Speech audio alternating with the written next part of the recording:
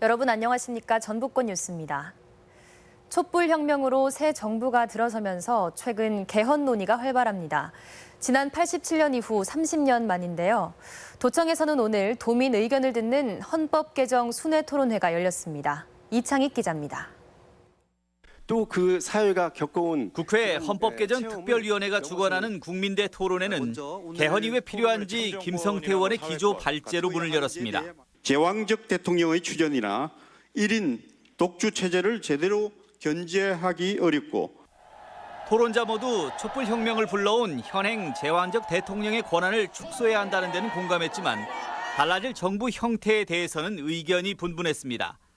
특히 정부 형태 개편에 앞서 비민주적인 정당 행태가 더 문제라며 선거 제도부터 바꾸자는 의견도 제시됐습니다. 선거제도를 함께 갖고 가지 않으면 개헌을 통해서 이루려고 하는 많은 것들이 어떻게 보면 신기루다하고 개헌의 시대 정신으로는 대다수가 지방 분권을 꼽았는데 과거 정부가 국가주도 산업화를 이끌며 지방을 희생양으로 삼아왔다며 이제는 지방에 제대로 된 자치 입법과 자치 재정, 자치 조직권을 돌려줘야 한다는 의견이 지배적이었습니다.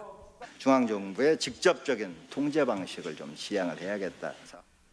이 밖에 국민들이 먹고 사는 문제에 집중하려면 경제 민주화 의지를 담자는 내용과 달라진 시대 변화상에 맞춰 국민 기본권 정의도 대폭 수정하자는 의견도 나왔습니다.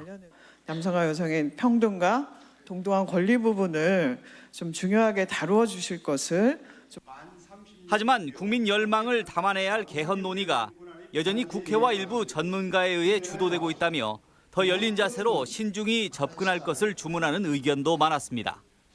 MBC 뉴스 이창익입니다. 하승창 청와대 사회혁신수석과 김금옥 시민사회비서관이 전라북도를 방문해 지역 현안을 청취했습니다. 하승창 수석 등은 도청에서 송하진 지사를 만나 사회적 경제혁신타운과 잼버리 관련 사업, 지덕권 산림치유원, 동학혁명 기념공원 조성 등의 정부의 적극 지원을 약속했습니다. 전라북도의회가 국가인권위 전북사무소 설치를 촉구하는 결의안을 채택했습니다. 도의회는 결의안에서 지난 2010년부터 5년 동안 전라북도의 인권 상담 건수는 2,585건으로 경기와 전남 다음으로 많지만 인권위 사무소가 없어 장애인 상담자 등이 광주까지 오가는 불편을 겪고 있다며 사무소 설치가 시급하다고 강조했습니다. 혁신도시 이전 공공기관 합동채용설명회가 다음 주 수요일인 오는 13일 전북대 삼성문화회관에서 열립니다.